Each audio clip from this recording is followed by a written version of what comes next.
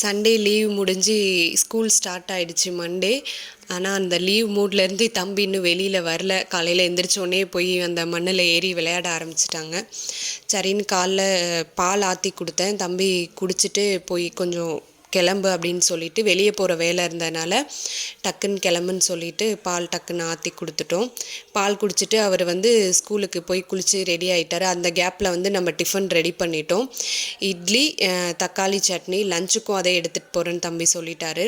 சரின்னு ரெடி பண்ணி விட்டுட்டு எப்போவும் ரெகுலராக பஸ் ஏறுற ஸ்டாப்பிங்க்கு வெயிட் பண்ணிகிட்டு இருந்தோம். எப்போ முகில் வந்தாலும் அகஸ்குட்டியும் கூடயே வந்துடுவாங்க. 2 பேரும் அந்த இடத்திட்ட விளையாண்டுட்டு இருந்தாங்க. சரி, ஓகே, விளையாடட்டும்னு விட்டுட்டு நாங்கள் கொஞ்சம் வெளியே போகிற வேலை இருக்குன்றனால குயிக்காக கிளம்ப ஆரம்பிச்சிட்டோம். போகிற வழியில் அந்த ஃபாரஸ்டெல்லாம் சரி வீடியோ காமிக்கலாம் அப்படின்னு சொல்லிட்டு கொஞ்சம் கிளிப்ஸ் எல்லாம் எடுத்துகிட்டு இருந்தோம். அதை தான் எடுத்துகிட்டு இருந்தா. ஒர்க்கு முடிஞ்சதுக்கப்புறம் சரி பக்கத்துலேயே ட்ரெண்ட்ஸ் இருந்தது. இப்போ அகஸ்குட்டிக்கு ட்ரெஸ் எடுக்கலான்னு சொல்லிட்டு போய் பார்த்தோம். பசங்க போனவுடனே கேர்ள்ஸ் கலெக்ஷன் தான் ரொம்ப இருந்தது.